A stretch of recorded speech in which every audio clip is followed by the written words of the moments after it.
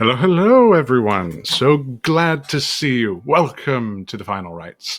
It's all tiefling bonkers game that I've just been so honored to be a part of and to actually participate in. Name's Jason, at just Jason Please on Twitter. That's PLS, not the full word. Your DM extraordinaire and creator of the Nerds, well, creator sponsored by the Nerds Myth Network. I'm not the creator of the network, I should clarify. But happy to be here and happy to be amidst this lovely, lovely cast, which I suppose should probably introduce themselves. Heavenly, so good to see you this Tuesday. How are you doing? Hi, everyone. I'm Heavenly, at Tiz_aliens on Twitter and everything, and I'm doing good. It's nice and rainy here, you know. Can't ask for anything better. I know.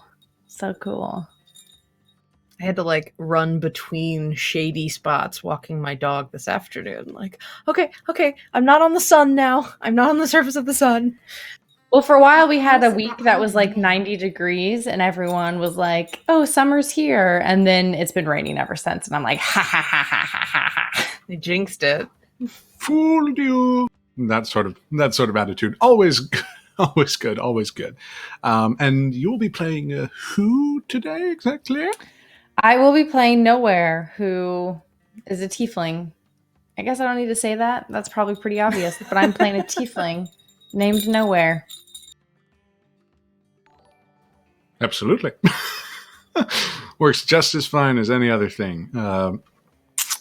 So, that out of the way. Rachel, how are you doing? Who you playing? How's life treating you? Etc., etc. Doing pretty well, to be honest. You went muted. Oh, there you go. I should not be muted. You're good now. Yes, it's a beautiful sunny evening here in the UK. We're a few hours ahead of you lot, but yeah, it's not too hot here because we don't tend to get it quite as blistering as you guys do. So yeah, it feels like summer's on the way. It's all good. So I am playing Mercy, the tiefling monk, and she is a disaster, and I can't wait to probably get her killed today, given what we discussed last session. You'll be fine. Yeah, we'll get into that and see how it goes. We've got so many revivifiers in stock on this ship. It's fine. Sure. I like that confidence, Jason. Yeah, absolutely. Well, I suppose last but certainly not least, Ange, go ahead and introduce yourself to the final. My name's Angela. I'm at darling_gypsum on Twitter. I'm on a bunch of Nerdsmith shows, including tonight at 7 p.m. Pacific, Shenanigoons. And today, though, I am playing Jovi, tiefling, mixologist. She's bartender. It's a custom class that we play around with that I'll eventually share more info about. But yeah, she's slightly less of a disaster than Mercy, but not by much. And I'm excited to get back into it. I'd be surprised if there was a normally adjusted tiefling aboard this ship. Just to be perfectly honest. Yeah, we're all a little damaged. We could drag one on board. That's kidnap a normal. We need a normal, perfectly adjusted tiefling. Go. It's true. Could you imagine how that would come across? Like someone wakes up after being shoved in a bag and we're all just like, we need a normal friend. Welcome. To any potential guest players out there, you now have a prompt. Normal tiefling. Normal tiefling who will be kidnapped explicitly. Yep. Oh, God. Okay. Well, beyond kidnapping normally adjusted persons to make friends, yeah, this is actually a pretty good time that we're about to have. Yeah. But before we get to that, we have a couple of announcements real quick that we just want to get out of the way. Ange actually particularly has a... Get out of the way. Yeah, very interesting. No, I want to savor it. I mean... Well, one of the... All of them? Or just one of them? What are we starting? 5 of them. We're going to be starting, and I can tell this to the audience, I suppose, we're going to be starting with integrating a lovely little program by the name of Heroes. Now, if you don't know what that is, Ange can explain in further depth, but to put it perfectly blunt, it's a marvelous program that's put out by the folks at World Anvil that helps consolidate information about any creative world that you are in charge of. Be you an author, be you an actual DM, be you a fake DM, if that's a thing. I don't know. Probably not. Oh, put your hand down. But beyond that, it's basically a place where you can keep track of not only the heroes within your world, but also their thoughts, their opinions, etc., etc. It's sort of like a social media feed, but I'll go ahead and let Ange give the proper elevator pitch, I suppose. Sure. Heroes, which is going live to the public on Friday, so we will be using it on our next session, is a new sort of branched out feature from World Anvil that is a combination of a campaign manager and a social media experience for in-character interaction. So it'll basically be like we'll be on social media during stream, chatting and posting funny things and commenting on what's going on. We can put in information about achievements that we've made, whether that's life goals or, somebody died, that kind of thing. And what's more interesting for you all as viewers is that there is a public screen that we'll be sharing as we go through our sessions so that you guys can see our dice rolls. You can see any documentation from World Anvil that Jason wants to share. So we have plot threads so you can get caught up on what's going on. Any maps or images that Jason wants to share, he can share with you. You'll get to see all those things. So it's basically like a live companion piece to watching us here on camera. You can see all the information about what's going on for the campaign from a content perspective over on Heroes. We will be having links and stuff to that when we go live, or actually, honestly, probably the week before we'll start putting things out. I've been playing a little bit around with it already, and I'm really, there's going to be so many drink pictures, you guys. Yeah, and to say that the program itself is versatile is just an understatement. Really, I am completely satisfied with my experiences with that product, and I'm more than completely satisfied with the actual sponsor of that product, World Anvil, who is also the sponsor of the Final Rites. We've been picking away and slogging through some of the lore that I've generated for the game itself, and actually coming up with a world page that we will be sharing properly a little bit sooner than the next session.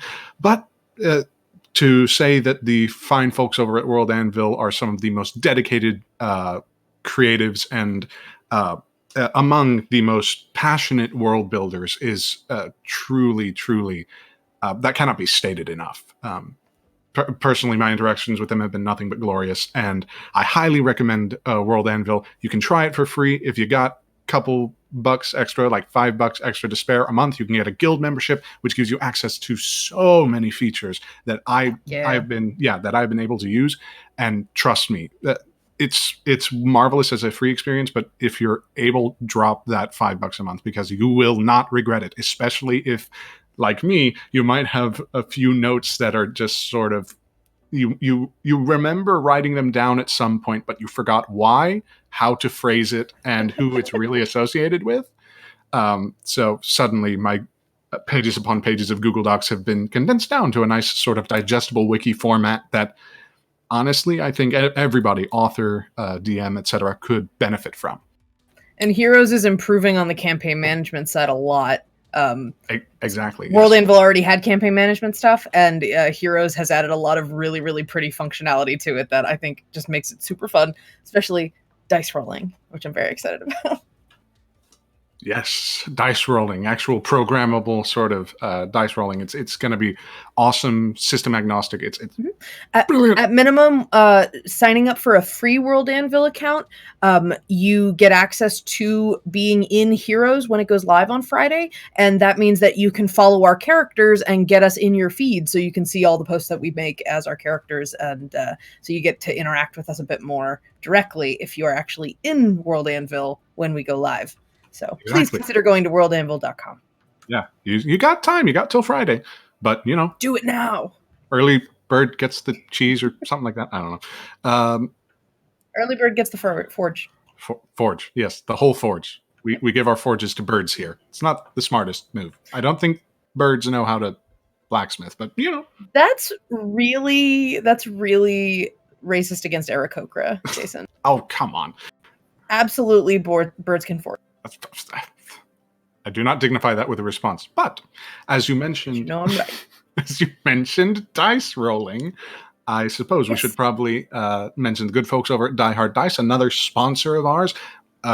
Just absolutely brilliant makers of fine dice. I believe they've most recently released I can't remember the exact color patterns, but just another the Spellbinder series was red and purple. Yes. Super just super pretty, super wonderful. Please, for the love of all things holy, go over to Die Hard Dice, get yourself, treat yourself to some pretty shiny, just marvelously designed dice, and also be sure to mention who sent you, because being a sponsor, I'm sure they love hearing, oh well, we saw your product on XYZ show, and yeah, it's just a good thing to have that community even further strengthened. In terms of community, however, we do have a little bit of a Nerdsmith product to promote. Heck yeah.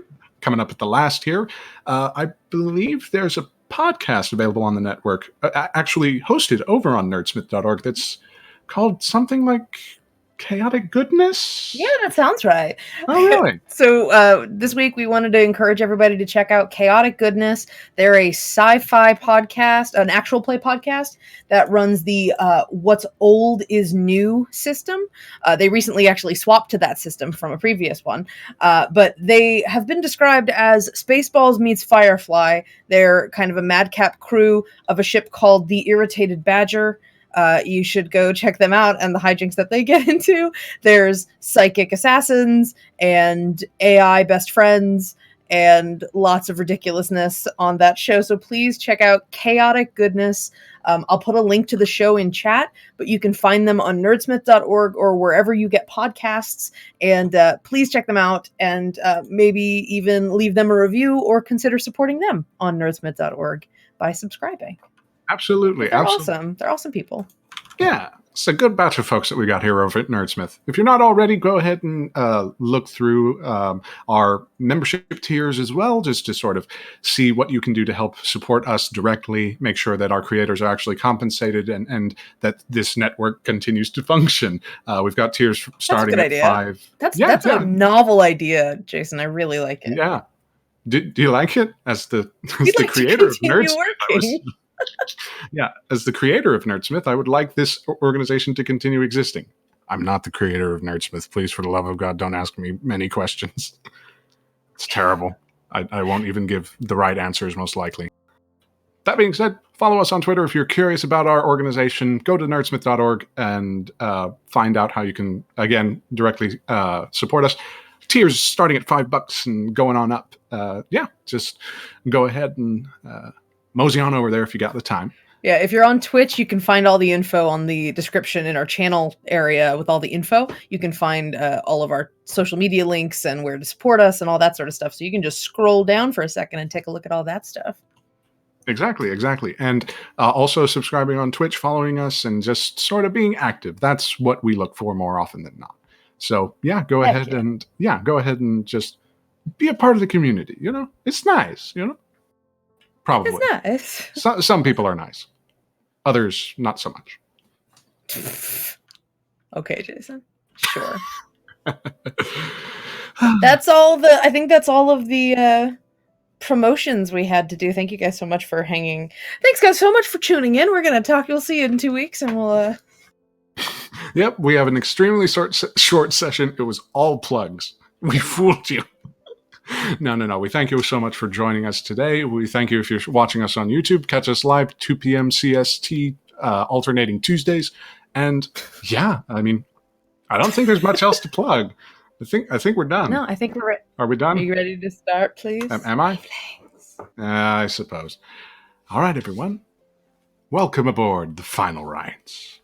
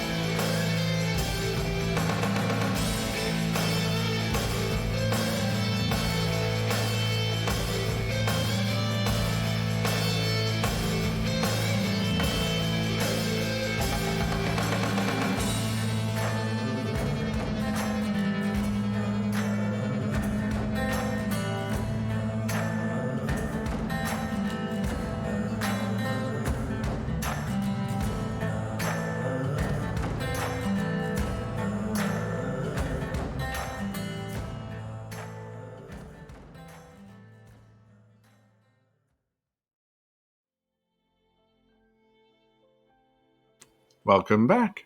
Alrighty. Again, just real quick, shout-outs to Rachel at Telinier on Twitter for that gorgeous art, like, truthfully. But let's hop into it properly. The Final Rites has been experiencing some technical difficulties, to put it mildly.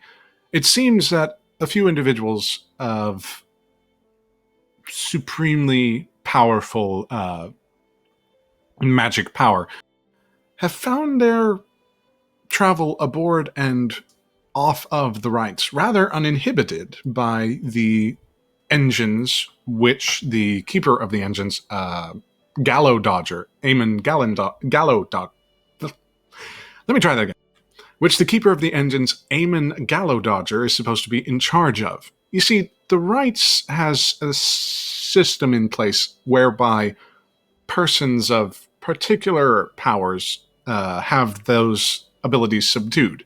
This excludes the crew in most cases, unless there are certain exceptions. And this is all due, as the party investigated, to a crystalline corruption of the actual motivating crystals that power the Final Rites. Problem being, a replacement needs to be found, as that underlying corruption that is commonly known aboard the ship, at least as the Festering, I believe, has come to actually pervert and disable the crystal's ability to power that sort of engine. The artificer kind of scratched his head, considering many possibilities. Upon one was settled after some debate. Apparently, with the Final Rites departing to the elemental plane of fire in not but a few scant hours, the party actually finds itself with the potential of contacting an old friend of Eamon, Zarakel, a red dragon. He didn't list the age, so you'll have to tread carefully nonetheless. I mean, whenever it involves dragons, danger abounds. Whenever it involves dragons on the elemental plane of fire, it gets worse. However, you are afforded some time to leisurely and prepare for this perilous venture. Some of which was spent in the company of friends, and others in the company of certain business partners. Nowhere you, in particular, decided to visit the notable arcane fashion designer named Gork de Orc, spelled G''ORC space D''ORK, I think. Something No, I like think that. it's all C's. It looks very Is it all elegant. C's? No, I think Oh, it's yes. K. I think Is it? Gork is with a K. Oh, I Oh. see. I got Yeah. it switched up there at the end. You have the business card somewhere. Can you tell that I'm very good at coming up with names on the spot, or that we are very good? We sort of dragged you kicking and screaming into this one, though. This wasn't all on you. At any rate, Mercy, Nowhere, Jovi. Mercifully, the evening comes without much of a hitch, as indeed with the transition from one plane to another being sort of an event aboard the Rites and its patrons.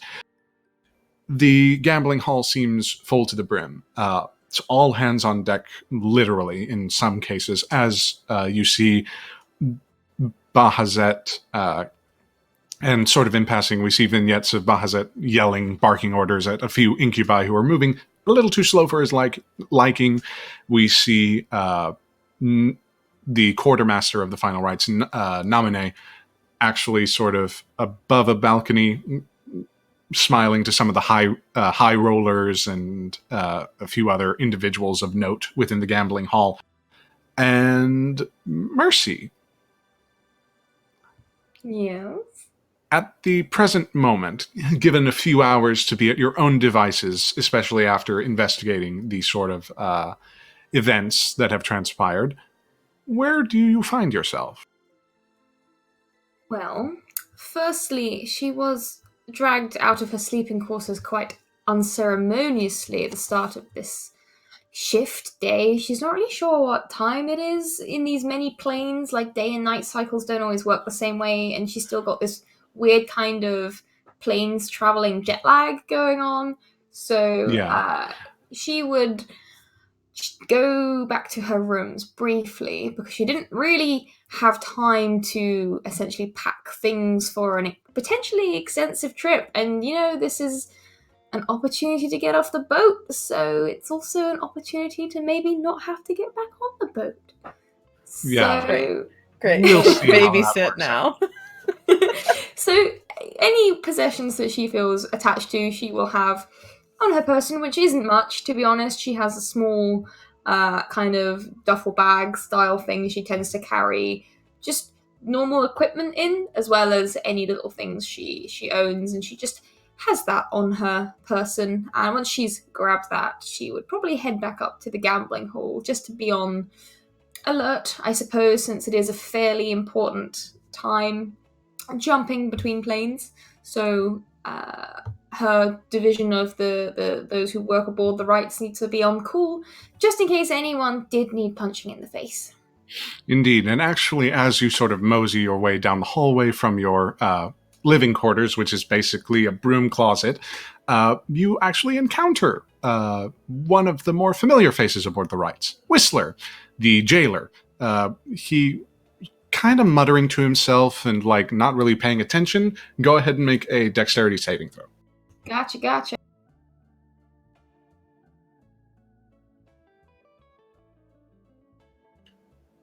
That's 26. Hey, good roll for first one of the session. So, 26. As he's sort of moseying down the hallway, his pace kind of picks up, and he unfortunately sort of rolls his shoulder into yours, at which point you spin around kind of effortlessly and plant both feet ahead of him. He's not stopping. Hey, Mr. Whistler, are you all right there? You seem to have a certain... He stops in his tracks, and you see his feet kind of tremble. At this point, you notice that he only has he's got nightcrawler feet. He's got the two sort of lumpy toes with these sort of hooked nails that go over them. He stops, turns, and kind of given the sort of nature of the palette of his skin being so sort of almost ghost white, a sort of deep, purplish color kind of seeps to the surface as he's blushing. This is... Whew, sorry about that, friend. Just got stuck here for a little bit. He blinks a few times. Stuck here? What do you mean? You just completely blanked me. Usually you are pretty on the ball. I mean, for an old guy. That's old. He sort of chuckles to himself. No, it's just the work that ages you more often than not. Sure. Okay, you're acting weird. Sure you don't want me to tell Bahazet? Get him if something's up? No. And he just sort of repeats that for a little bit before stopping. It's just talking to an old well, I don't know if you call him a friend, but I know him, and I've known him for a long time. Well, them. I don't know if it's He stops thinking and just kind of lets the thoughts run in his head instead of vocalizing them. He stops speaking and lets Wow, this is awkward. Make an Arcana check. Pretty sure that's just a 10. You've heard of people being in contact with higher beings for power, but I mean, the only one that sort of maybe comes to mind is someone in your past, and even then you can't really remember the name. So apparently Whistler's been lost in thought, and maybe those thoughts were not his own. Okay, well, you go have a great afternoon, Mr. Whistler, and I will definitely see you later after I return from where we're going. It's been great. Bye! Wait, where are you going? he just sort of like pitifully kind of calls out as you just walk away. Yeah, she Naruto runs up to the gambling hall. You hear him Nice. Yeah. You hear him yell back something. Go ahead and roll a perception check. Sure beans. 9. Something. You don't exactly hear the rest of it, but you hear the end of it when you see him.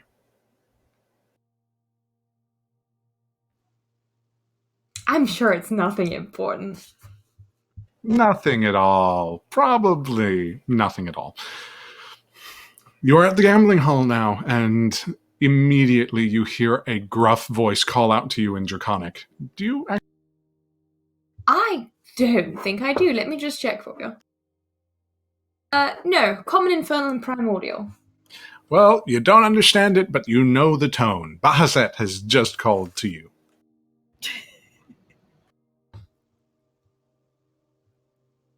Wherefore art thou calling me, Bahamut? Look above you, damn it! He sort of calls out. On the staircase sort of above, he's leaning over the railings and, like, tilting his head. Without much stir. You know Mr. Whistler is acting really weird. Like I give a damn about the jailer! Oh, okay then. He immediately leaps over the railings and slams next to you, like about roughly 800 to 900 pounds of this man just kind of slamming into the floor and then standing tall. You want to be careful about your ankles with that. If you don't bend your knees properly when you fall, you can really do a number. Make a general charisma check. At disadvantage. 5. He doesn't respond like total tabula rasa. I'll keep that advice in mind. The gambling hall needs an extra set of hands. Hope you don't mind accompanying, eh? Sure, that's fine. Whatever. Yeah. He sort of regrets asking you immediately, but steps in front of you and opens the door. I'd probably let him go through first. Oh, absolutely, you do. And there's kind of that awkward moment of like, well, do you want me to go first? Am I going first? Are you going first? What's happening? At which point he just breaks the tension and sighs, entering in, almost slamming the door behind him. But not quite. Not quite. Enough for you to sort of squeeze through and make your way into the gambling hall proper. It has not seemed this busy for at least a couple of nights. There are just a veritable array of all realities sort of mixing together. You actually see this sort of pig-faced demon entity doing a sort of variant of the 3-card Monty. Instead of actual like cards or whatnot, he has what seem to be bone-shaped bowls and like a small pellet of some material that you can't identify. He's currently entertaining a couple of the incubi who have found themselves aboard from the previous visit to the Palisade. That place was so desolate that basically anybody could settle there, and were they smart enough, which apparently these incubi were, they actually sort of thrived for a time. They're enjoying themselves as best they can. You also have the regular poker, roulette, and even installed amidst the walls of the sort of stage area that this place has. You see slot machines and like a lot of devilish patrons kind of losing their coin and their patience with these infernal machines.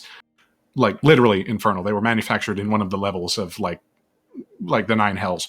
So there's a nice little a nice little symmetry there. Outside of that, there are a few scant dining tables adjacent to the actual bar of the Final Rites, which is maintained by the cook of the ship, Succulent. You've met him on a couple of occasions. He's kind of fuddy-duddy, bumbling, but nevertheless, he's more than cordial in his service. Beyond that, you also see a few patrons. You notice, like, well, go ahead and roll a perception check on this one. Gotcha. 12. Jovi, would you be manning your post on such a busy night, or would you perhaps adjourn for a bit of refreshment of your own? How late in the night are we talking? At this point, like 9 p.m. ish. Like this is really like. She would have been working. That wouldn't have been adjourning time. Well, while you do not see Jovi amidst the patrons here, as she is usually more of a night owl, you do see others. Triton, a couple of succubi, a few more sort of devilish persons. One seems to take on the appearance almost as if ice has made their body. Another actually has, a bit of a swagger about them, as they, although they miss their characteristic spear, the bearded devil is certainly noticeable, as these sort of thick, ropey tentacles, for lack of a better word, sort of swing from side to side as he laughs.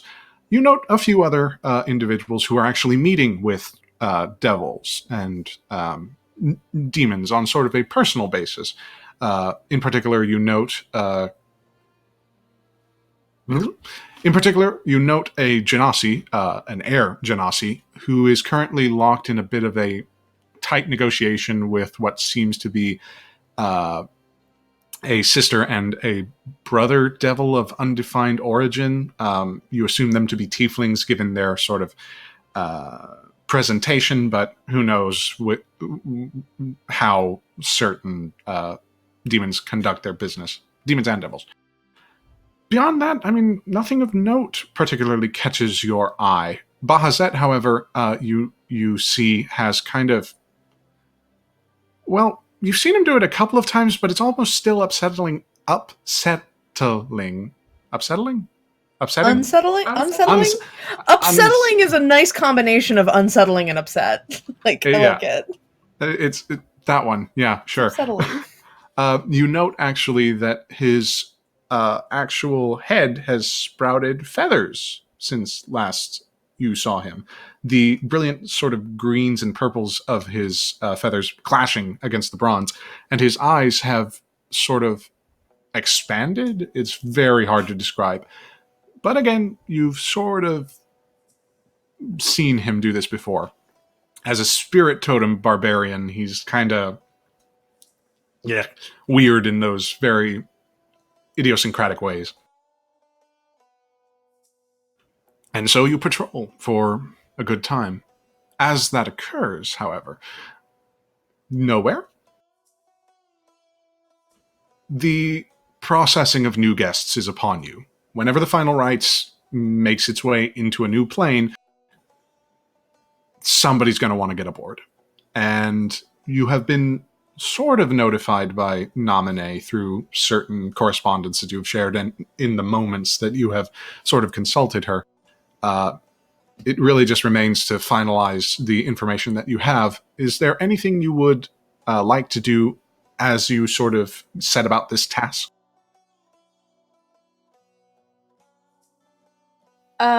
Sorry, when is this happening? So when we left off last session, we were going to leave the next morning. So this is the night before. Okay. The night before, yes. I've come back from Gork to work.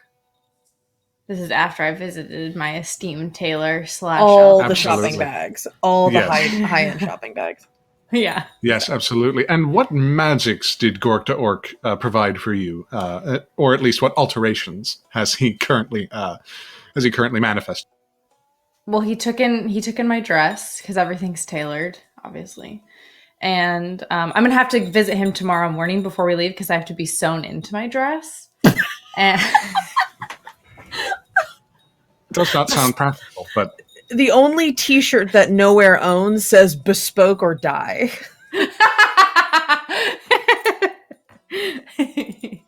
It's in like the thing where it's like in Infernal, it's in Primordial, it's in Exactly. all these Yeah. languages.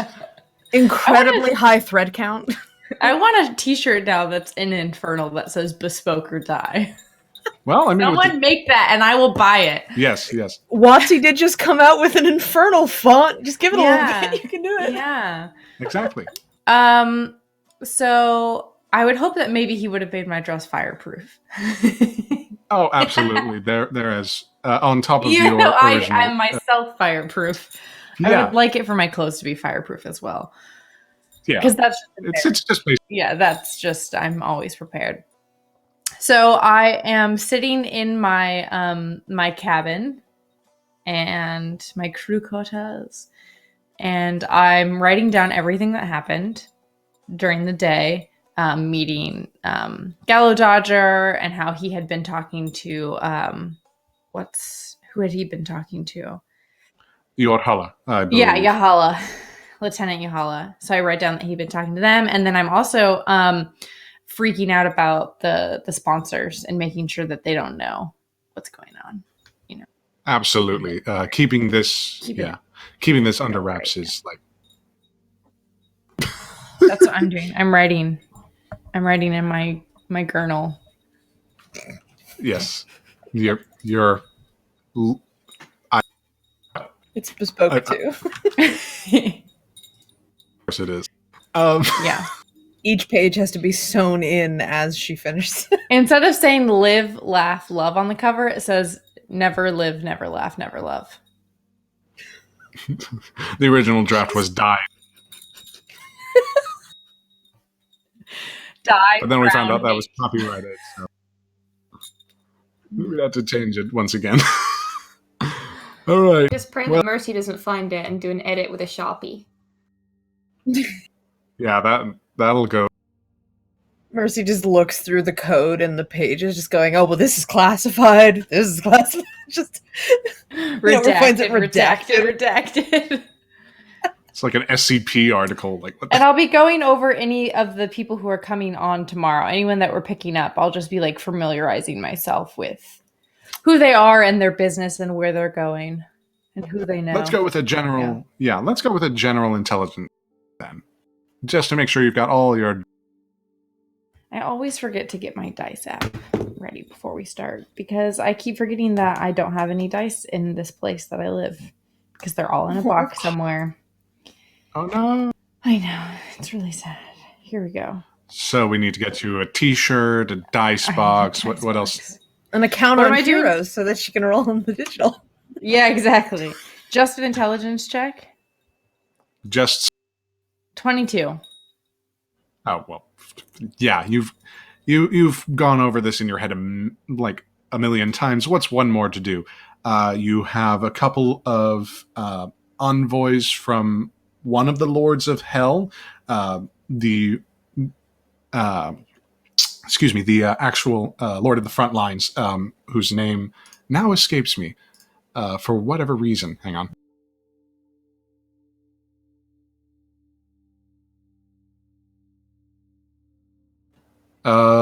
Yes.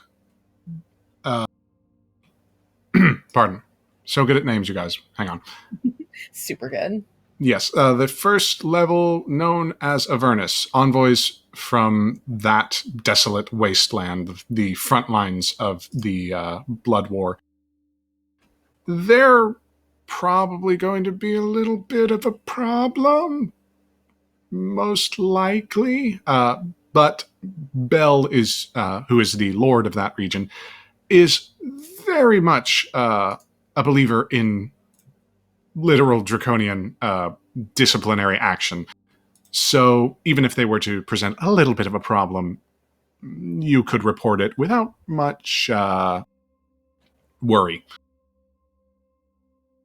Beyond that, you also have your beloved guest, Callum Reginald Dunstan Mercer, interplanar merchant extraordinaire, and one of the potential purveyors of an alternative that was presented by Eamon last night.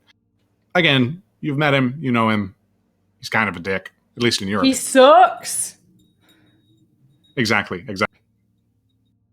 You hate him so much. You'll find out why, probably. Hopefully. Maybe.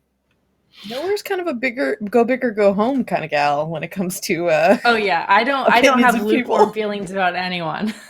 Absolutely. There is no middle ground. Beyond that, you have a few actual native persons and entities from the realm of fire, the elemental plane of fire, who are interested in coming aboard the Rites. You do remember specifically there was one person, a fire genasi, who was mentioned to be coming aboard. For what it was not explicitly stated, but he was given access anyway. The name of that particular genasi is, well, I mean, since it's your backstory, Rachel, what was the man's name again? Your companion for a time. His name was Kaida. Kaida. Seems a decent fellow, but see how it goes. Other than that, a couple of fire elementals that you're going to have to quarter off in particular quarters because... And not much else. Okay. Easy peasy. Do I know that Kaida is connected to Mercy? I'll say within... that's a good question. I mean, we don't really know much about Mercy before she just popped into the ship and broke our pool table. I'll say this. Yeah, you broke the pool table. You do note, Mercy, they have replaced the pool table. That It was an accident, guys. That's was going it a into poker? That's going into World Anvil. Yeah, was it the pool table or was circumstances it a of her poker running. table? I thought it was a pool table, and it was docked Maybe it from was her pay. Maybe it was now. both. It's a Maybe pool it was a table poker now. table that had holes in it. It needed to, like, of all the ones that needed to be replaced, at least it was, that. People stopped playing makeshift pool on the poker table, though. It's good. To the displeasure of a few mephits who had been sort of happy to have such a distraction, such an irrelevant distraction. Beautiful. Beyond that, you do know that Keda is at least tangentially involved with Mercy's life. Okay. Beyond that, though, I mean, morning's gonna come sooner or later, and you've been through many of these planar transitions. Is there anyone getting Almost off? Is there? Is there anyone getting off? There are a few individuals who are mainly, especially with an intelligence check of 22, you do make a full accounting of them, and nobody seems to have complained or otherwise experienced any trepidation in wanting to get off of the ship. You do note that a good majority of them are adventurers of a type, so make of that what you will. They paid good, and they were perfectly serviceable guests. So, no particular action needed on that front. Okie dokie. It is at this point I would like you to tell me what your passive. My passive perception is, if you want my passive insight, perhaps maybe my passive investigation is something you're interested in. This is Maybe. more Maybe perception. one of those ones. My passive I- perception is 12. Well, then you certainly don't notice anything out of the ordinary. The captain is behind me. I know it. I know it.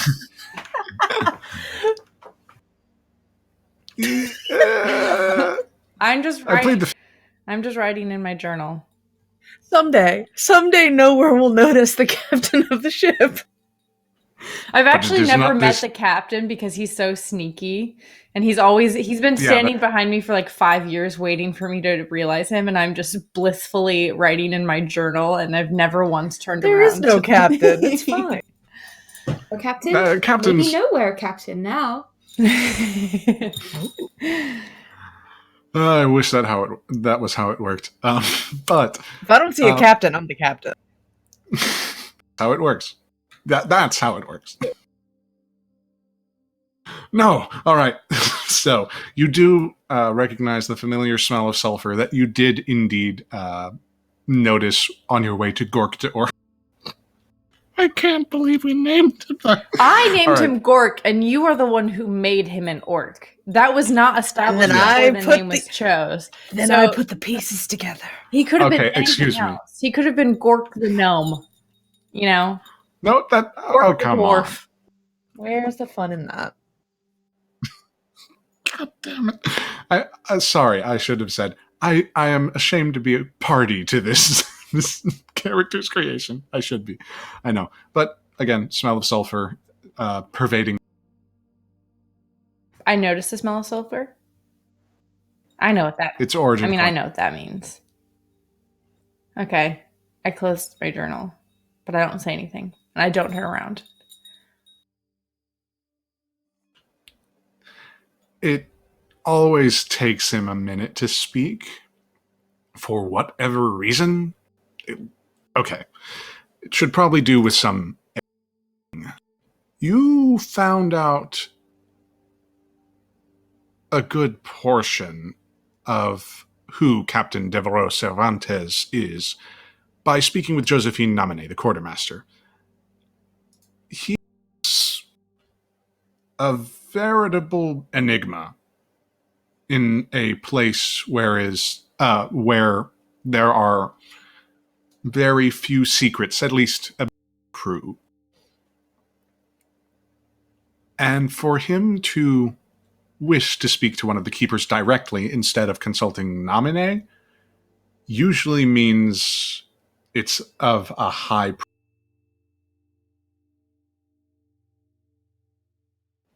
It's sort of like your boss coming down from like the gilded office that he owns and literally speaking to you.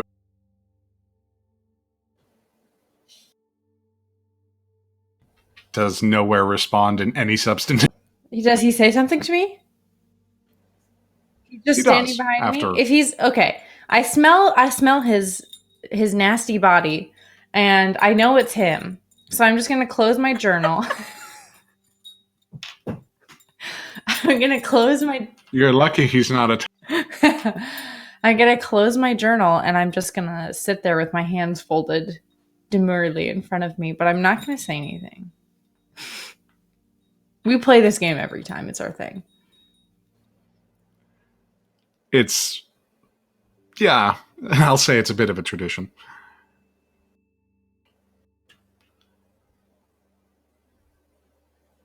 So when did you intend to report your movements to Nam? Good evening, Captain. It's always a pleasure to see you.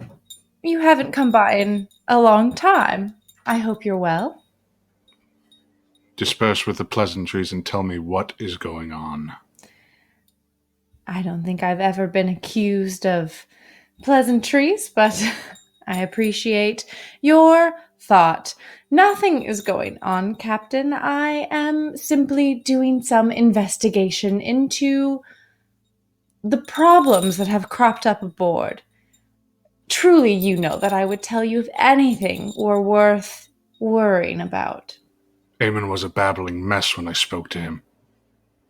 He was terrified. When someone's scared, that means they have something to hide. To be fair, Eamon is always a bit of a babbling mess.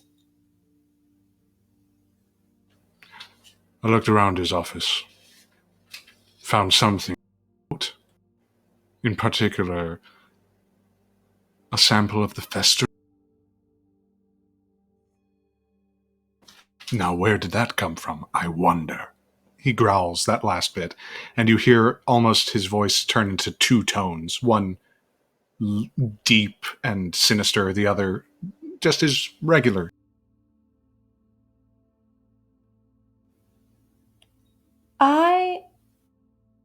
have only been made aware of the situation for just a few hours. I wanted to make sure that I had all of the information before I came to you, so as not to place any undue worry on your shoulders. There's so much that goes into running this ship. You can't possibly be stopped for every nonsense hiccup. You feel his body like almost glide closer to you, still looming behind you, and the smell of sulfur is then replaced with a more pleasant aroma, as if his perfumes give the indication of like warm firewood and like the smells inherent therein, spiced with various other Spices. sensations like roiling water with lavender in it. It's just a strange sensory experience in comparison to the sulfur. Are you implying that there is a situation that your captain should not be made aware? No, Captain, I am simply stating that this ship would never run if you were to be made aware of all of the small things that are far beneath your notice. I don't tell you every time that there is a fight in the bar or every time someone shows up late for their shift, because these are things that I can handle on my own. It would be inefficient to bother you with the minutiae of daily tedium. You hear a chair being scraped across the floor as you end your sentence, and his arm actually comes into your view. It's hard to tell from the sort of billowing, staticky smoke that surrounds his skin and the oily sheen that permeates his clothing. But there is a humanoid, assumedly, under there, and as he sits down, his dark red eyes are surrounded by dark skin of a brownish hue. There is a beard which clings to him. Nothing too extravagant, almost more of a goatee, and his hair seems to be sort of tightly curled against his head, in sort of a very organized fashion. He stares at you for a good long while.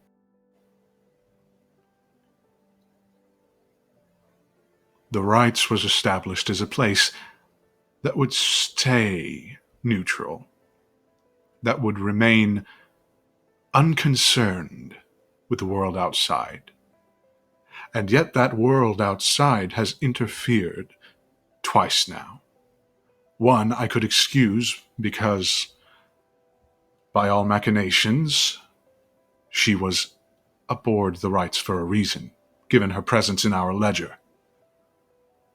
The other, that I cannot abide, for they had plans and designs that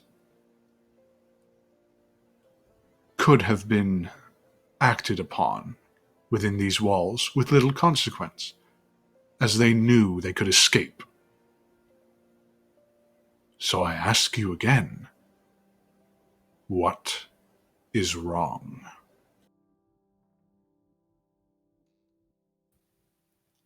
I don't know. Make Something a deception check. isn't. Oh. I'm not done. I was pausing You're not for done? dramatic effect. Of course. Continue. What was the name of the crystal? The thing. The motivating crystal was inhabited by something called the festering, which only happens when there's a defect within the crystal itself. Right. Yeah, Motivating but the crystal's called the motivating crystal. Thank you. Yep. You saw the motivating crystal. Eamon showed it to me as well when I went to go visit him just a few hours ago.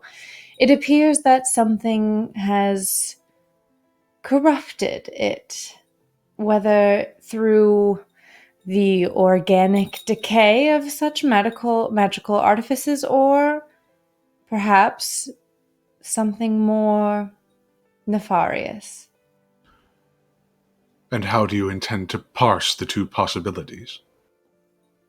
I first intend to find a replacement crystal, because whether or not I find the true issue with it will have little consequence if anyone can just teleport on and off the final rites, mucking up havoc, as you have so eloquently pointed out in your speech just now. I will replace the crystal, and then when I am sure that everything is safe and functioning properly and I have a moment to think about it, then I will find what issue ails the crystal. This replacement, do you happen to know who it will be provided by? I am speaking with a contact when we land in just a few hours now. A young dragon named Zarkel.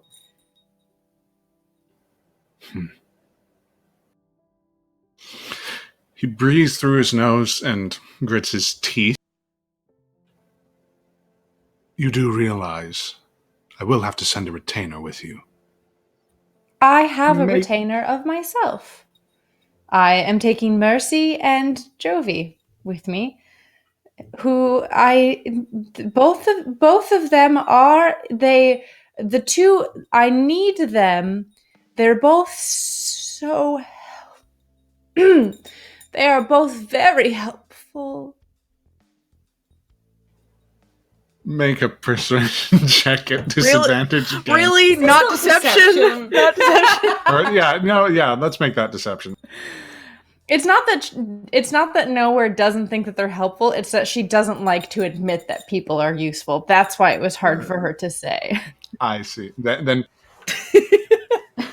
They're so helpful. So they have things and they do them. And persuasion.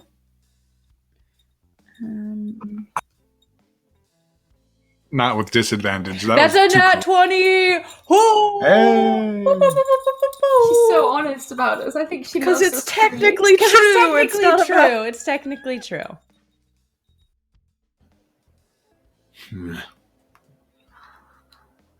I suppose that's fine enough. You of all people should understand the price of desertion.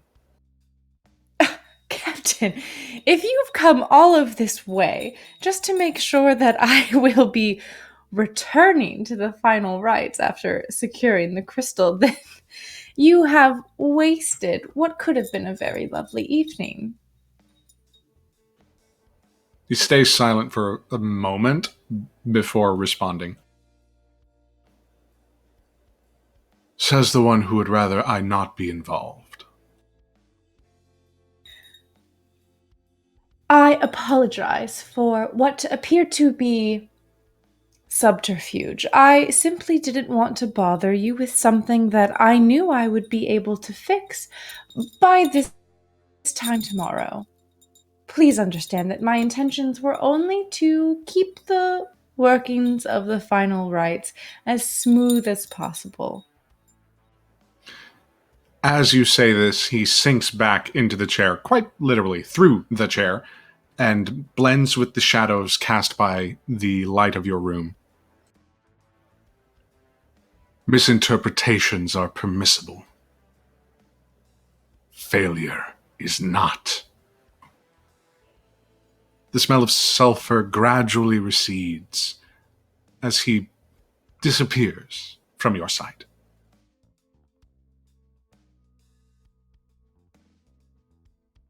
You are left alone in your quarters for but a moment.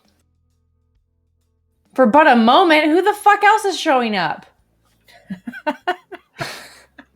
A tap comes at your door. Ah!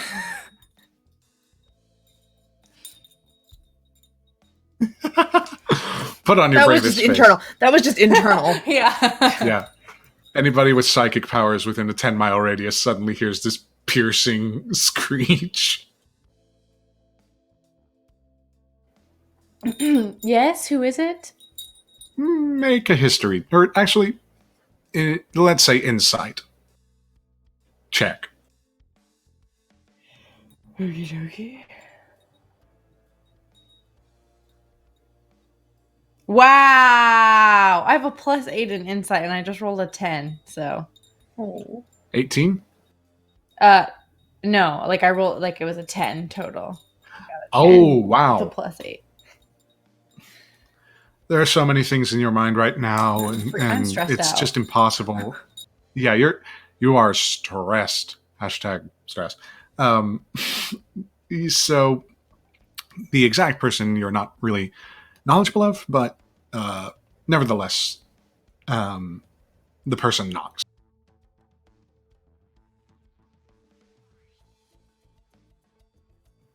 They what? They knock, and after a bit, the knocking stops, and you hear like a quiet thud at your doorstep. Oh, I was asking out loud who it is. Sorry. Oh, sorry. There was no immediate response, as if the person did not hear you or was in a rush, and so after a brief moment, you hear the quiet thunk right outside your door. Okay.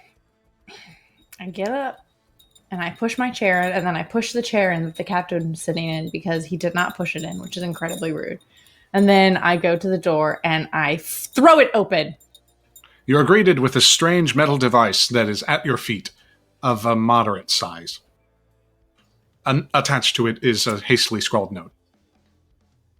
I look down the hall. Is there anyone there? Nope. I look the other way down the hall. Is there anyone that way?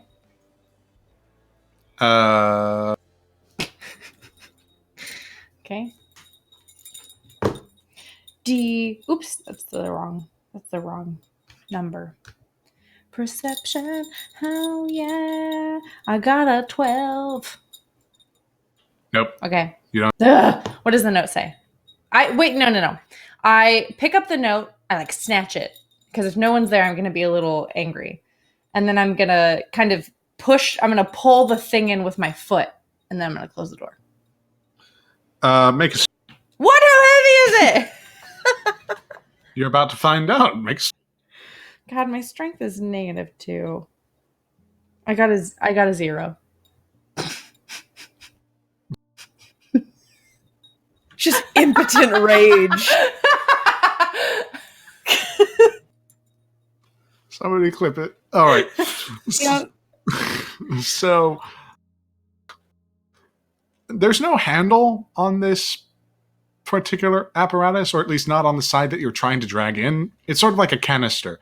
Like one half of it, like an old hood lantern, has a handle. You decide, no, fuck that. Let's just pull it in by the immediate side that is presented, the long ways side. As soon as you do, you're like, eh. And you almost, due to your form, get like a Charlie horse.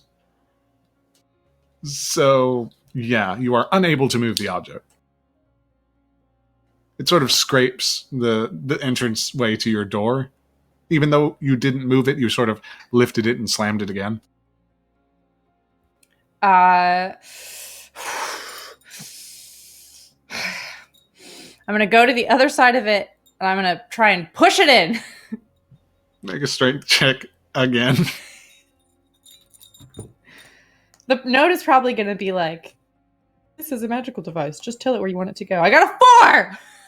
No, you didn't. You did. I did. I got a 4. Oh, no. You have a little bit more success here. You use your other foot, thankfully, since there's still that sort of like cramping sensation.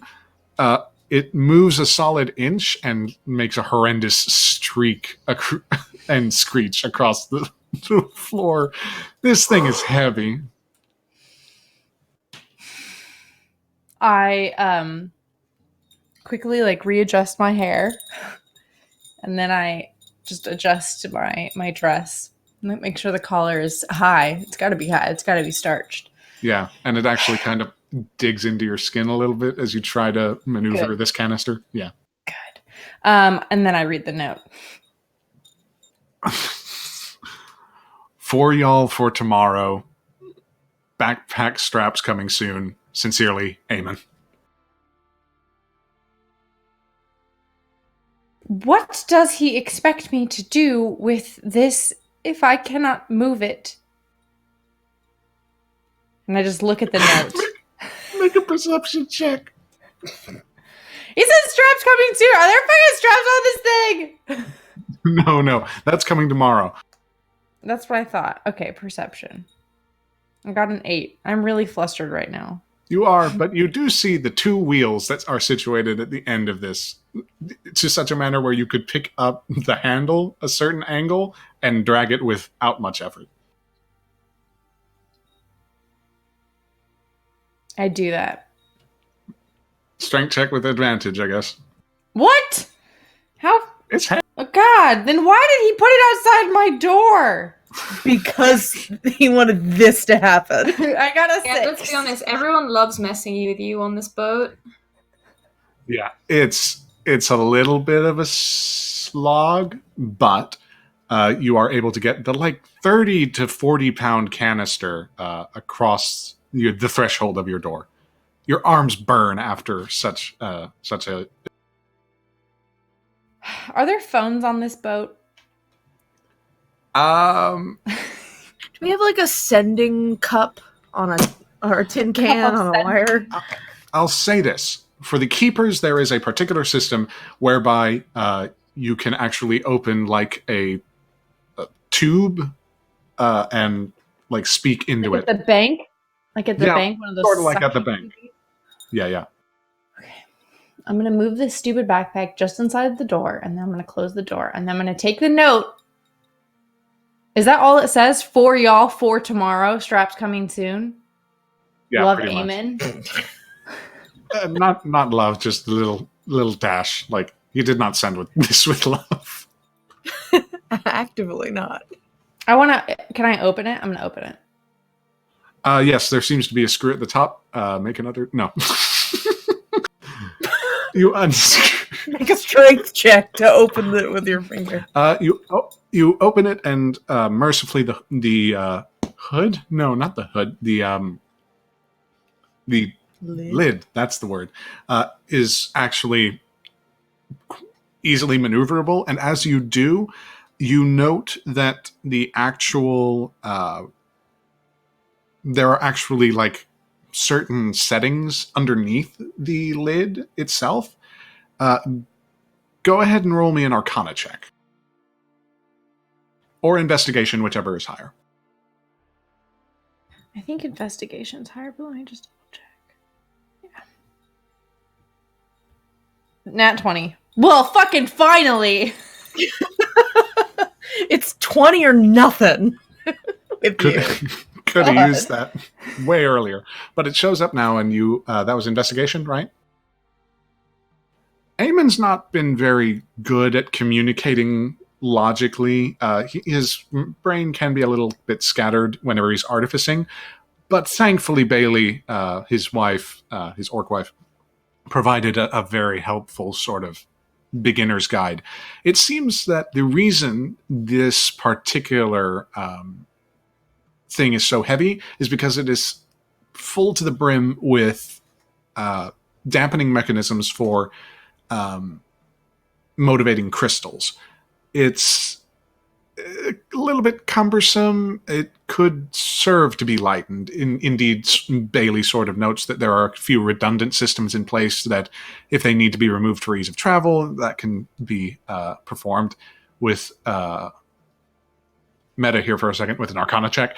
The knobs and sort of wheels and levers that occupy the top actually modify the dimensions of the device. It only within terms of diameter.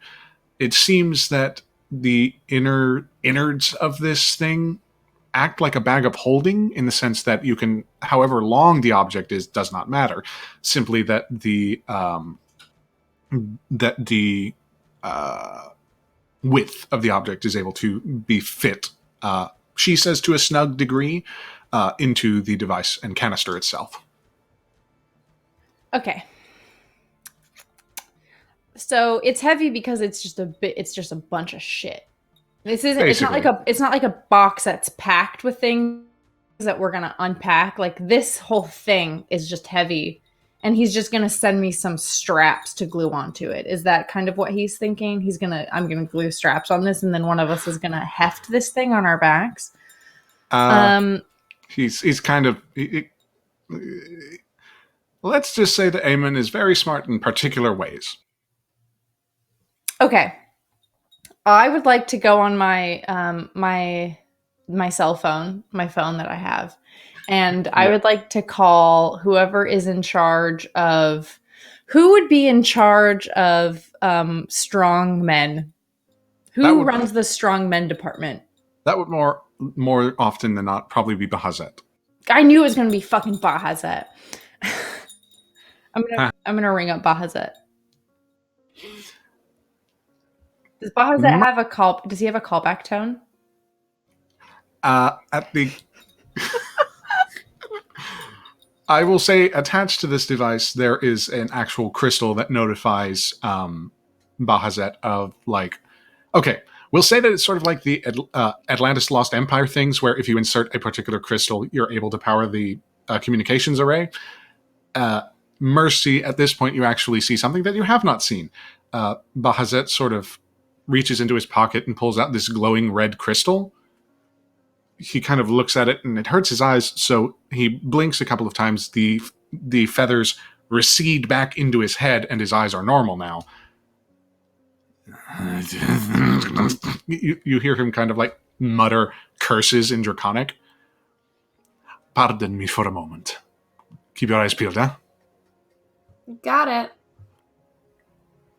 He blinks a couple of times, again sort of wondering why he chose you, but nevertheless goes behind the bar that Succulent is manning and inserts the crystal, turning on the device and sort of holding it up to his lips.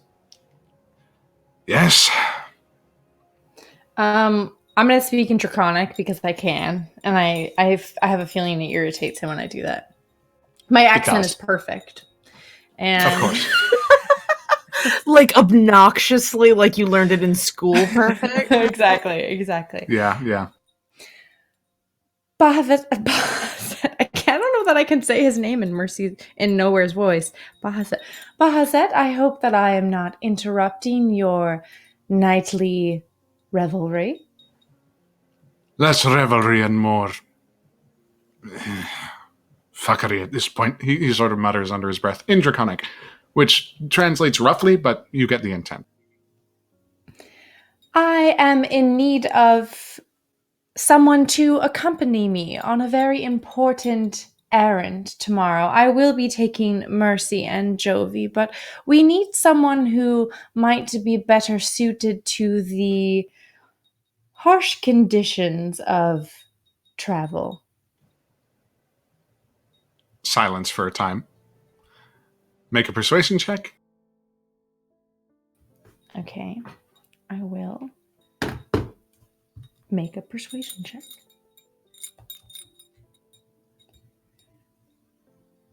18. A response. When do you intend to be setting out? Soon after we dock, after I have made sure that everyone has made it aboard that needs to be aboard, and those who need to leave have left. I shall assume that to mean noon, or something of the sort. Yes. You hear him sort of rustle or wrestle with a bit of paper or some such. Kind of, his eyes kind of... Immediately, that would be Team 3, which, if I remember correctly, and I always do, he kind of grumbles at that, Nathaniel and Valerie will be manning the patrol and whatnot. I shall see if one of their better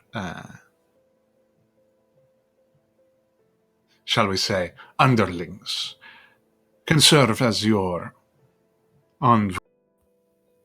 Thank you. That is exceedingly kind of you. This is a very important trip. So someone strong who knows to lift with their knees and not their back. Silence again. Is there anything else?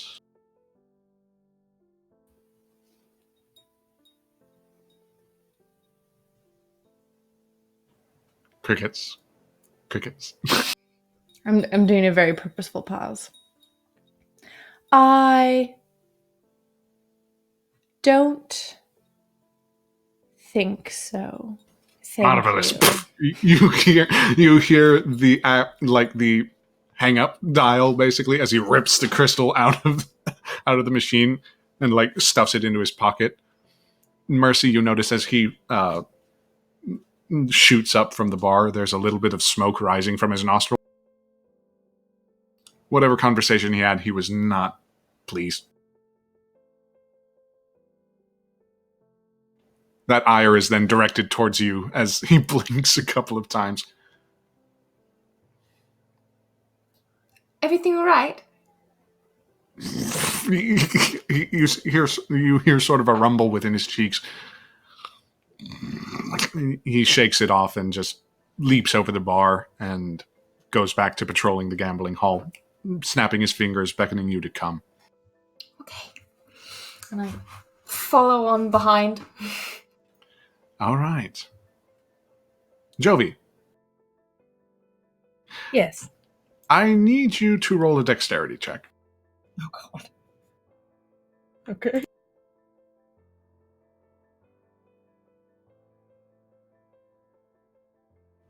$22. You have worked with absolute alacrity these past few hours. It has been amazingly efficient. The speed by which you are able to produce these cocktails upon cocktails upon cocktails. You're earning your keep for the day most fervently. And Hamish actually kind of takes note of your nervous energy. He actually, at one point, sort of puts a hand on your shoulder as you're carrying a tray of drinks that you have just prepared, and speaks to you lowly. You feeling okay there? Yeah, just keeping my mind on things. I'm doing just fine. Are you sure about that? No. And she's sort of carefully trying to keep balance on the drinks that she's holding. He lets you kind of go about your business and goes back to speaking with a couple of adventurers that have made their way aboard the Rites. Jovi keeps working. It's a combination of she's not as anxious about what her evening is going to look like, but at the same time she's like, just finish work, just finish so she's just a little off her game, though she is making pleasantries, and she that energy is a little off from what she's usually very casual and confident. Now it's a little bit more down to business and just trying to pay attention to everything in Absolutely. the bar. Speaking of, make a perception check. Perception 20. All right. Easy enough. You do find that there is an individual who is approaching, an individual of note. Raphael Fife, if you recall, the representative of the Final Rites amongst the concierge crew. She'll pass out the last drink that she had on her and offer him a pleasant nod. Mr. Fife, can I help you? You need a drink? Oh, just something light if you don't mind. I'm on stage soon. Celebrating our transition to I believe it's the elemental plane of fire. I have heard such. Marvelous, marvelous. I'll get you something refreshing for it. Oh, you're such a treat. He sort of smiles a very toothy grin. And she'll just in front of him start putting together something that's very like citrusy and cold and kind of like a really fancy deconstructed lemonade kind of. He chuckles. But with booze in it. Yeah, of course. He chuckles at it and nevertheless sort of drinks it down, enjoying the taste of it. Oh, he cracks his neck and rolls his shoulders. Apologies. The performative aspects of our work is always so draining to me. I much prefer the nuts and bolts. Oh, I'm much more of a people person myself. I enjoy the show, as it were.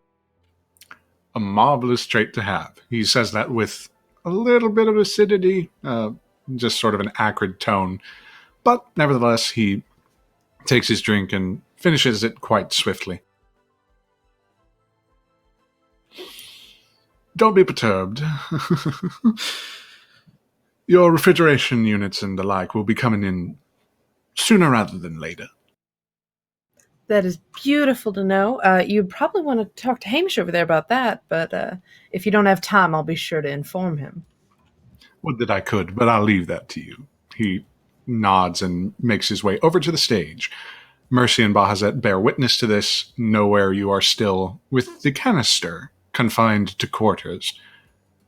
Raphael gets up on stage, loudly proclaims what a success this voyage has been, and how he enjoys the prospect, perhaps, of a new and eminently strange world. As he says this, you hear the collective grinding and groaning of the engine. An array of lights aboard the stage illuminate a band. You see guitars, brass sections, strings, and even a couple of singers. Some of them old hands, others new and fresh talent, begin to strike up a tune. The ceremony which surrounds the departure of the rites from any realm, it's vivacious, wonderful, and everyone, crew included, feels a sense of excitement and wonder. Especially now, as from the palisade you depart. The clock strikes midnight, the band begins to play, and with a loud crash, cacophonous and wonderful in equal measure, the engines thrust forward. The chandeliers, with sympathetic movement, kind of rattle. But there's an undeniable joy. As suddenly, from outside, there comes a brilliant, warm orange glow that permeates the space, coloring it in red hues of all different makes and, all different colors and intensities. Mercy, you notice the Triton is a little bit perturbed, as well as a few of the other, like, elemental or otherwise unfamiliar to fire entities. But as the rites roll on, so too do the good times. The morning will come soon enough. Tonight is for celebration. With that, go ahead and take a little bit of a break. Thank you so much for sticking around, everybody. So good to have you here with us. If you're watching on YouTube, hello. Good to have you here as well. And thank you, the RPG Lab, for the raid. Hi, everybody. We'll be back very soon. Absolutely, absolutely. We will be back in a moment. Get yourselves some drinks, stretch, have a good time. And yeah, we'll be here when you get back. Bye-bye. There's a thumbs up from Logan. Hello, everybody. Good to see you again. Gonna be keeping this all nice and brief. In terms of progress, after the festivities have concluded and Raphael has shook hands and conducted a little bit of a jaunty tune, The majority of patrons from your establishment, Jovi, depart, attracted to the larger party. Mercy, you're flooded with an influx of new guests. Bahazet goes back to his original form of the green and purple feathers and the eyes wide awake. As time goes on, both of you go ahead and make constitution checks. That's which ones of us are doing it? Both. Okay. 13. Is a con save? Yep. Natural 20. 27 total. Jovi, you're perfectly accustomed to the wild movements of and so it's not that much of a deal in terms of, accommodating this new array. A couple of your fellow establishments, such as the one run by the bioluminescent drow and even the three dwarven brothers, they manage, although obviously their relative newness is a bit obvious. Mercy, on the other hand, you are unaccustomed to this volume of people in this tight a space in terms of the rapidity of it. Luckily, Bahazet kind of bolsters your confidence and allows you to sort of parse what's necessary to address and what's a little less than necessary. Dirty looks are allowed, but anything beyond that, you have to step in. And you do, with graceful aplomb, although you wonder if they're more intimidated by you or the towering dragonborn who stands behind you. Either way, many capitulate to the advisements you issue. Nowhere. You are alone again in the room with the canister. Is there anything that you wish to do? No. You would know that the festivities are going on. Like what kind of festivities? Mainly just an influx of guests into the gambling hall and a few other piddling sort of things. Nothing very highbrow, unfortunately. I'll go, but just for 10 minutes. 10 minutes, just a solid. Just get your face Just out to there. look, just to Get your eat a pocket dry watch out. salad. Time it. You are able to adjourn, and you get a few knowing nods from a few of the crew members. The patrons kind of look at you in surprise. They sort of knew you to be the one to help welcome them aboard, but you were always very distant, shall we say? At least not exactly cordial in the way that Raphael so obviously is, as he clasps hands and smiles. Nobody really comes to address you until Bahazet catches your eye. He doesn't really pay attention for a moment, but as you kind of enter into the space, his eyes shoot to you. And it's a little disconcerting. He looks a little different, but hey, spirit totem barbarians. It happens. Like different how? The feathers that adorn his head that have sprouted actually seem a little bit longer this time around.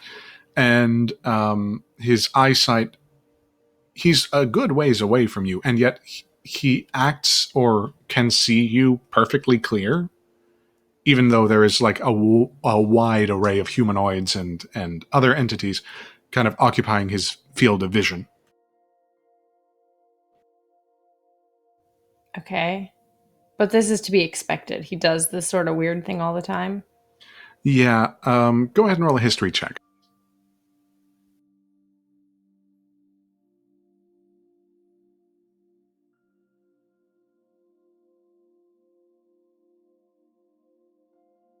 $19. 19. Okay. You've seen him do this a couple of times before, especially during these times of transition where you traipse from one place to another and the guests are obviously invigorated. He has taken an oath to the Seahawk, or at least that's what he calls it. It's basically to where he can see for about a good mile, unperturbed and unaffected by many effects.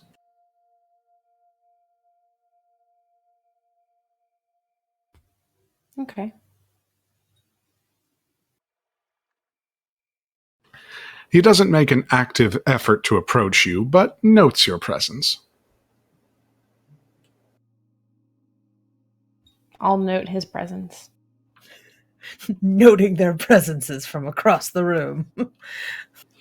Yeah, pretty much. Outside of that, the evening traipses along without incident. No real issues to report or otherwise. As time passes, Jovi, would you make your way to the gambling hall as Hamish sort of concludes that it's maybe a good time to at least wind down the active operations of your storefront? Sure. Yeah, she'd help. She'd help put things away, and she'd pack up her own equipment, and yeah, probably wander over to the gambling hall to scope. Just be careful there, Lars. I'll see you tonight, eh? Sounds lovely. Thank you. You hear him sort of chuckle despite himself and continue to attend to the bar. Making your way effortlessly over to the gambling hall, you do recognize that there's really only a few patrons still there. Succulent is kind of nodding off, having distributed the last drinks of the evening, and you actually see some of the guards mingling in and out. Apparently, past midnight, it's time for the cycle to continue on to the third team. Mercy, would you still be in the gambling hall even at this late hour? I think so. I think she'd probably be leaning against the bar at this point, just surveying everything, looking probably pretty sleepy, like a little bit out of it. And Mercy, or excuse me, Nowhere, I'm assuming you would be adjourned after your 10 minutes? Yeah, definitely. I'm going to go to bed. Make a perception check.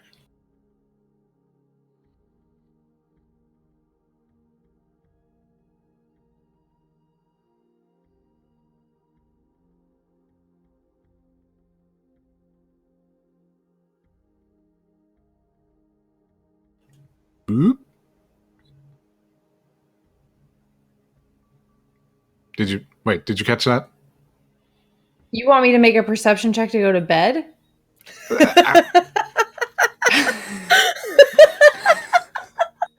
Are you aware you're tired? Sure it has to do with on the way.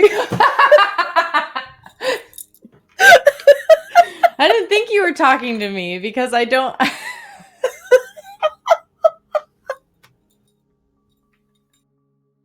And that's the end of the campaign, guys. I should have explained. Nowhere. You can't go to bed. You weren't persuasive enough. You have to stay awake. No, perception. Perception. Yes. Yeah.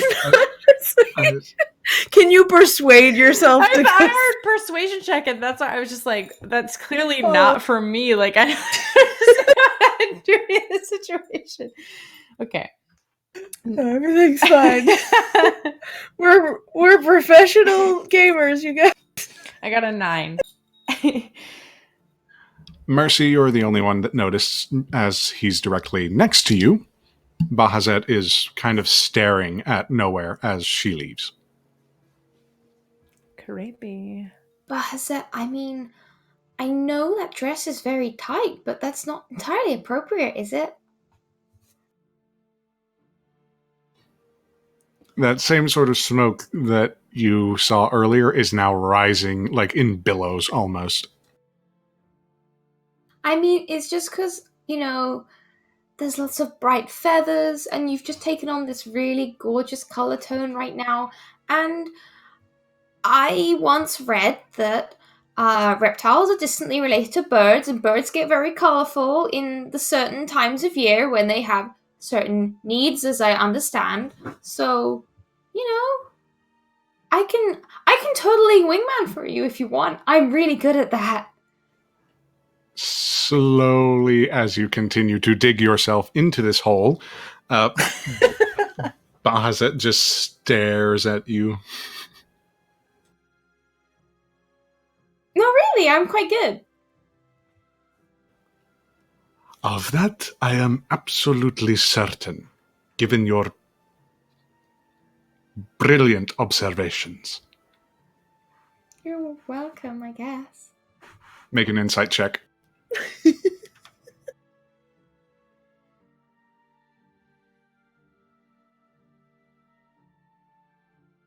That's an 11. You get the sense he's not telling the truth. In fact, you get the sense he's kind of pissed. No. I mean, I'm pretty sure Mercy on some level knows this, but it's too much fun to stop. Yeah. And he sort of bears the weight of it for a good hour or so until the festivities wind down and Jovi arrives. Jovi will scope out the room and, upon seeing a friendly face, goes to sidle up next to Mercy. Puts an arm around her shoulder and be like, "Pleasant evening, dear." You too. I mean, yeah, it's crazy busy right now. I've never been to the elemental plane of fire, so that's kind of cool. Don't even need a passport. Sure, going out sounds like fun. A what? You hear Bahazet kind of muse as he's never heard of a passport. I mean, it was kind of like in Waterdeep, you had to have these identification papers and stuff if you wanted to enter the city. And I know that a lot of other places had that, different realms, provinces that, they like their identification and all that shit that nowhere would really, really, really like, so much administration. All the red tape. Yeah. You see his claws kind of scratch across his eyes as he drops the oath, and the feathers recede, and his eyes go back to normal. I apologize. I just realized I don't care. And he blinks a couple of times before just stomping off very deliberately. I think it's because nowhere left. He was looking at her as if really had this unspoken thing. I think this is one of those things where he's too into her to admit his feelings, and he struggles to talk about them, so he acts in this aggressive, standoffish way, but on the inside, he just wants to sit down and talk and lay his feelings out for her. Oh, and those two would be absolutely gangbusters at talking out their feelings. Really would. They're both such, emotionally intelligent and extroverted, understanding people. Mm-hmm. You hear a loud shout in Draconic as Succulent is stirred from sleep and immediately gives Bahazet a bottle of hard liquor that he takes with him as he stomps out of the gambling room. See, now he's drinking to try and cover up his problems. Oh, but that's just standard recreational activity here. I mean, yeah, but it's more fun to drink a cocktail in here than it is to take just, I don't know, a bottle of whiskey and drink it sadly in your own hammock. Well, you just gotta go with my approach to things and just put a wet bar on your room. It's much more accommodating than the bottle. Couldn't even fit a bottle in my room right now. You haven't seen it. Yeah, because there's too many pillows from other people's rooms in there. You hear a meek kind of excuse me, kind of come from behind the bar, or not behind the bar, the on the opposite side of the bar, as you. Yep. Jovi just instinctively, before even paying attention to who it is, goes, "Just joking, dear." Just kind of covering for Mercy. Do either of you turn or otherwise acknowledge the Yeah, voice? I'll turn. The Triton is sitting at the bar and is actually kind of trepidatious in what line of questioning she's pursuing. And so she kind of tries to speak in the common tongue. It's kind of difficult for her for whatever reason. Obviously, people across this multiplanar world that you inhabit, dialects change and language is a bit of a barrier, but nevertheless, she, in tentative common, kind of asks, I wonder when we will make it to this. Pause for a response. Well, I am sadly not in charge of the scheduling of our journey, but I'm sure, Mercy, I'm sure we could figure out something for this charming. I'm sorry, I didn't catch your name. My name is Jovi, and she'll offer a hand very cordially. In the same manner, she offers her hand, not really understanding. Oh, it's a greeting, dear. You shake the hands together. She begins to shake the hand. She'll gently, Jovi will gently reach out and pat her hand down. It's all right. No, it's a pleasure to meet you. What's your name? She says something in primordial. Oh, I speak primordial. What does she say? What's the name, Jason? You can't get out of it. You tried. In primordial, it is roughly translated to sea foam. Your name is so pretty. I'm sorry, I hadn't even introduced myself, but I just thought I had to say. I'm Mercy, by the way. Hi. Hello. She kind of blinks. When will we be making it to this? As I said, I'm not quite sure, but I'm sure we could find out for you. Mercy. Nobody tells us nothing. Mercy, roll a history check. 14. You heard it during the orientation, quote unquote, that you were sort of given. It was really rough shot and what have you. But you do know that the final rites usually has a staying period within any particular plane.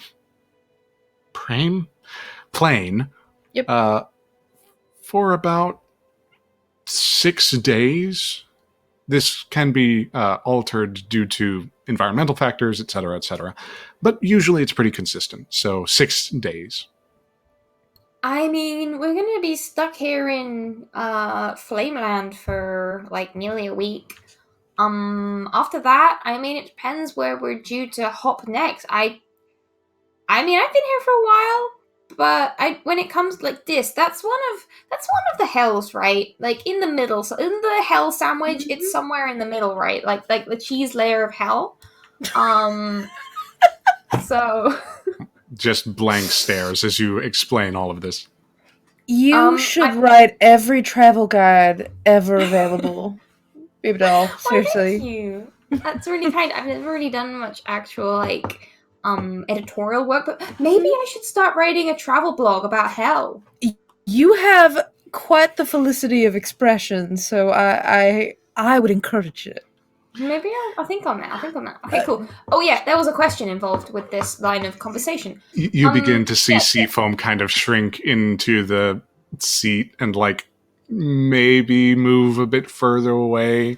No, wait, hold on. I was getting to a point, I promise.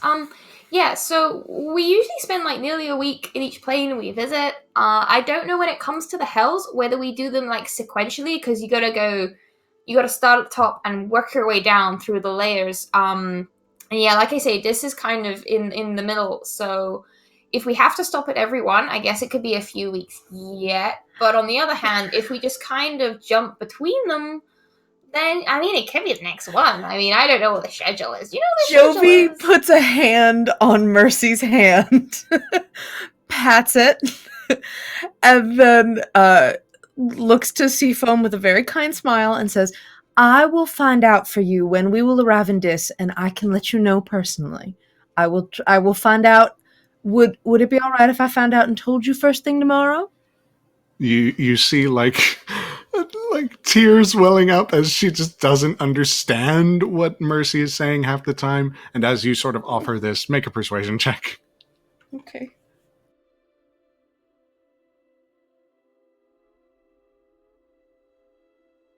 $11? She's not crying. That's good. Jovi will reach into her bag and she will pull out let's call it a fantasy orange. I don't know, some sort of like sweet citrus fruit from her bag of like equipment, like ingredients that she has. So And just an orange then? Are you just I offering? guess, I don't know.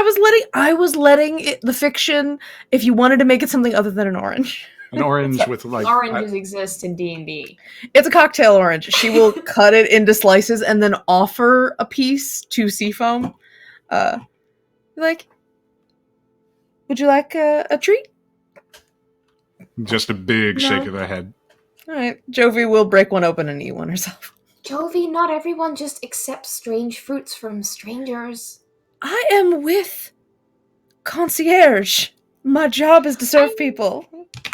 I mean, sure, but think for a moment about some of the crazy, awesome, but crazy stuff like your drinks do for people. And just, some people don't want to be pressured into eating or drinking stuff they might not have the details on. What if she has an allergy to citrus? You could have poisoned her. What is Seafoam, y'all's... I That am is so what- sorry. She didn't mean to poison you. If you have an allergy to citrus, please tell me and I will go and inform the staff. As you say this, go ahead and make a perception check. Jovi, what's your passive perception? My passive perception is 24. 15. Jovi, you didn't notice, but Seafoam is actively trying to get away from you. Mercy, you see that she's almost at the door. Okay, bye. I mean, do tell me though if you want me to speak to the kitchen staff, because I don't want any allergy issues, because sometimes it's very hard to tell natural bodily functions of demons from actual allergies and health problems. Okay, she's gone. Yeah, like as you actually see her, she kind of looks back and there's like a deep, like greenish tint to her skin. She's blushing, embarrassed, and just adjourns, like no pomp or circumstance. I mean, blushing's better than crying, right? Remind me to ask nowhere when we end up in Dis. Hey, allergies are very important. I asked her if she wanted it. I did not try to force feed her, just for the record. I mean, Through one bleary eye, you note Succulent kind of like opens and looks to both of you. Man, you're really bad at that. Sort of coughs and like goes back to sleep. Thank you so much for your assessment, handsome. I mean, we That's answered what I her thought. questions, so really, So you are downright ecstatic to get over to the plane of fire. Or rather, step down on it, I guess.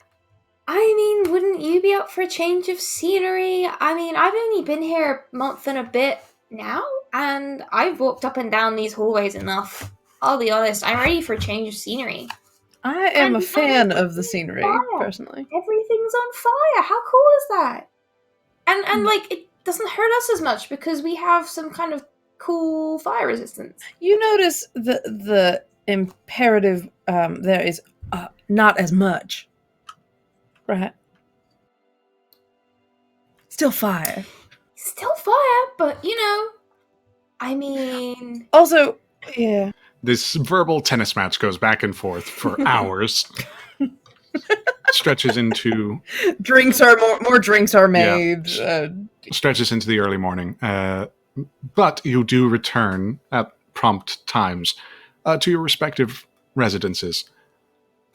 Mercy, you actually note that there is an extra long silken body pillow that seems stained with something, and there is a note Just turn it attached to it. over. Yeah. I read the note. She's a tiefling of simple needs. Just turn it over.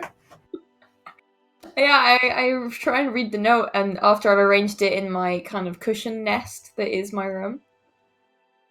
It's a note from Whistler. Sorry for earlier. And that's it. Wow. I don't know what the heck's up with him. And she just kind of curls up in a little ball in her nest of many pillows and blankets, and with her tail like Very wrapped few- around her. Very few of them belonging to her. Yeah, 100%. All right. Nowhere.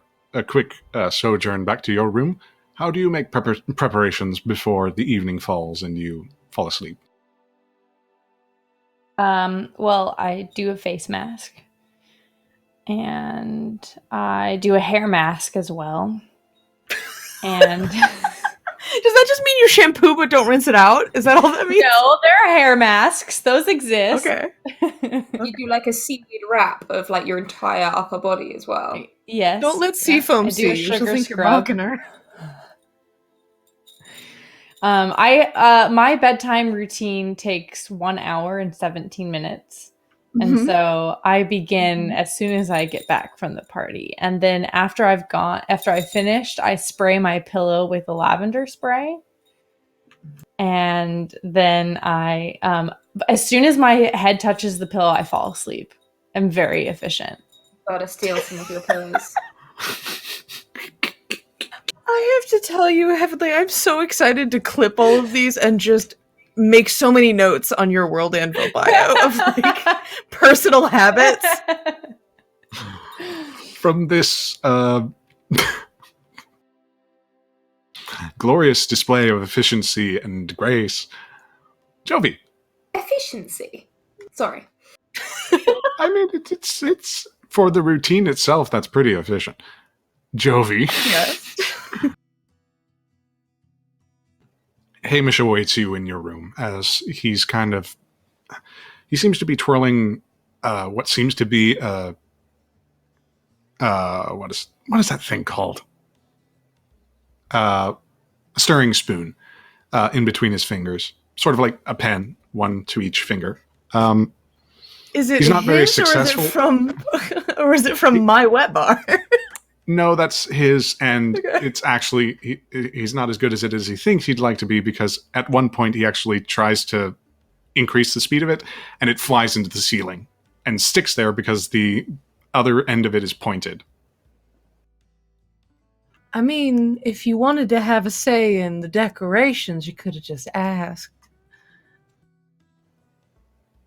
I'll consult you next time, he kind of regretfully says.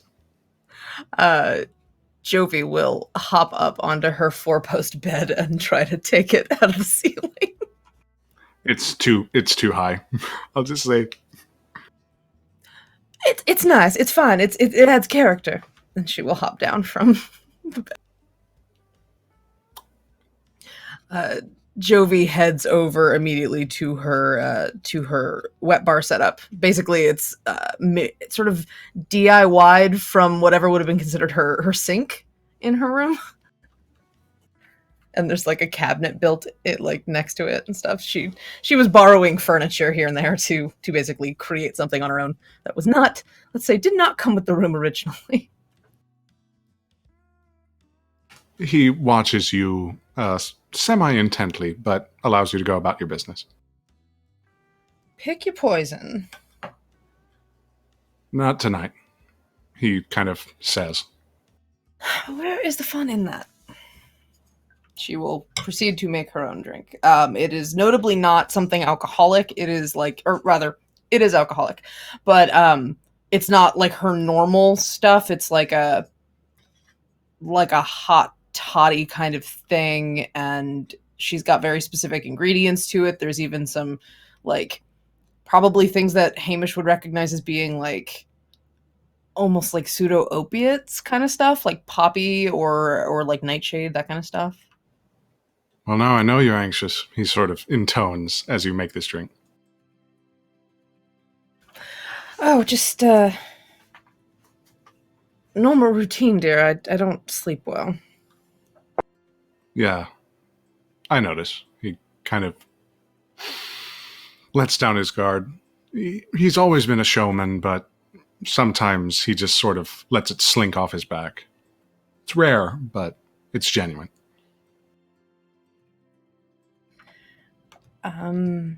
Thank you for agreeing to spend a little time with me. Not as keen on the folks we've brought on board today. They're a little rowdy. Just a little. Seen worse. Trust me. And I'm absolutely mortified that I seem to have scared one of our passengers a little bit. You saw the Triton. She's been Traumatized. little. Oh, I hope not.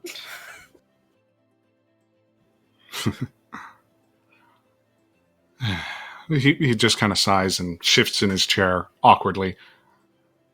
It's one of those sweetheart chairs. That's all she has in her room. Is one of those where it's like S-shaped. And he's not adjusted to it. Like trying to figure out if maybe he makes a hammock with his ass or like if he's supposed to like curl his body around. It's not. No. Mm-hmm. Jovi will sit on the opposite side of it, with her drink. Well, you nixed half of my social idea, so and Jovi proceeds to just make attempts at small talk for a while, just like commenting on people that were at the bar today, and Mercy has this bizarre notion that I cannot help but be obsessed with right now, that Bahazet is harboring some sort of torch for our Keeper of the Ledger, and I am supremely amused by this, and I will never let it go.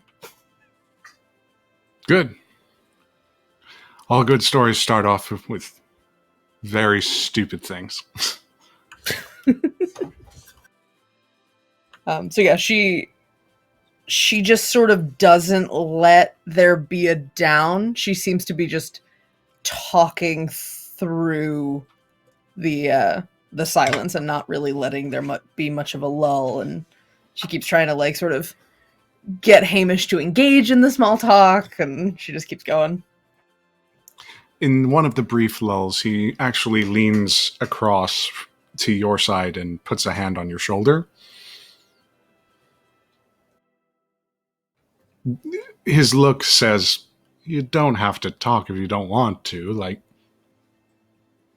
make an insight check. Sure. 10 total. He's basically imploring you to, like, take a breath and, like, not talk. Or at least to talk more substantively. She proceeds to just hold her drink that's sort of cooling in her hands and just like warming her hands in it and enjoying the steam of it a little bit. But she kind of just sighs and tapers off like, oh yeah, I totally meant to stop talking. Yeah, and his arm moves to your upper elbow, and with a flick of one of his fingernails, a few sparks fly to the bottom of your cup, warming the drink somewhat more. You gotta teach me that one. You got a lot to learn.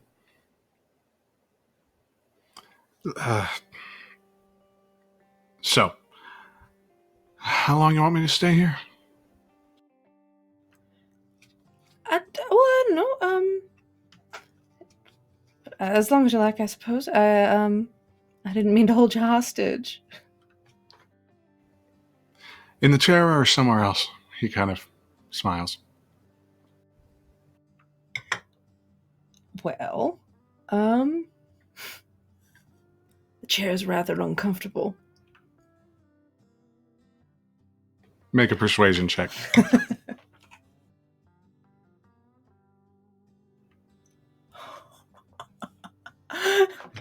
That would be a natural 20? 25? Where do you guys get these natural 20s of yours? My dice rollers is really nice to me, I guess. BioWare fade to black. Beautiful. The morning comes and it awakens each of you, some who did not go to sleep alone. And now the mission and the game is afoot. But for now, our current session is ended. We'll have to leave all the rest of the ramifications up for next session, as this episode of Final Rites has concluded. We thank you, everyone, so much for your audience, your patronage. It's really just a marvelous thing to have such a wonderful thing, a wonderful game lined up so consistently. As I said at the top, my name is Jason Catrone, at JustJasonPlease on Twitter. Follow me if you want to find out where I'm at. I've got a whole pin tweet going on. It's all professional-like, yeah. But more than that, be sure to follow at Final Rites RPG on Twitter, the We Are Nerdsmith Twitter page as well, the Twitch page, our MySpace. I don't think we have a MySpace. We don't have a MySpace. No. We should get one. We should probably get one. Who knows? No, we're future thinkers. Aw, come on. If you follow us on Final Rites RPG on Twitter, we will spend, since we have 2 weeks till the next episode, next week we will start rolling out our using heroes. So we'll have character bios and a campaign that you guys can follow. So please check out worldanvil.com. And if you sign up for their initial free account, you'll have access to heroes, so you can goof off with us in there. Yeah, and remember, you can support them for as low as $5.99 a month, going up, and getting access to all of their marvelous programs and features. With that, we will have to mention, just right off the bat, the other sponsor, Die Hard Dice, who we do adore and support as they support us, and hopefully adore us. Die Hard, Die Hard, do you love me? Notice us, Dice Senpai. Notice us, Dice Senpai, please. Other than that, I suppose what's left is to just have the crew take us out. Heavenly, what do you think? It was I think fun. I love. Where do you stand on the all-important concept of dragonborns with feathers? I will must know how say Nowhere feels about this. Heavenly loves dragonborns. Dragonborns are my favorite. I love dragonborns with feathers. I'm a big fan. I don't know how Nowhere feels about dragonborns, but I am a big fan of enemies to lovers. So So we'll see if that goes right. so we'll see how things develop. Absolutely. Rachel, how'd you enjoy it? Yeah, it was a great session. I love continually making guests on the Final Rites feel awkward. I think that's my calling. And also teasing Bahazet never gets old. Never. And Jovi, congratulations for a milestone. Clutch nat 20. And for a milestone in the campaign. So early. It's only episode 4. There you go. That's beautiful. No, I very, very much enjoyed today's session. And just so I don't forget, since we are a bi-weekly show, our next episode will be on June 4th. Tuesday, June 4th. And oh my gosh, it's almost June. Yeah. That's all I have to say about that. This year has gone by so fast, and yet at a glacial pace. On the screen you can see their Twitter pages. Please follow each and every one of them. They're marvelous human beings. Follow the Nerdsmith Network, who is also consistent of marvelous human beings. I should know. I'm the creator. You're the creator of Nerdsmith. I am the alpha and the omega. We're gonna make like an oil painting portrait of Jason, and it'll say Jason Catrone, quotation, creator of Nerdsmith. That needs 50 quotations on it. Anyway. This was so fun. Bon voyage, everybody. Take care of yourselves.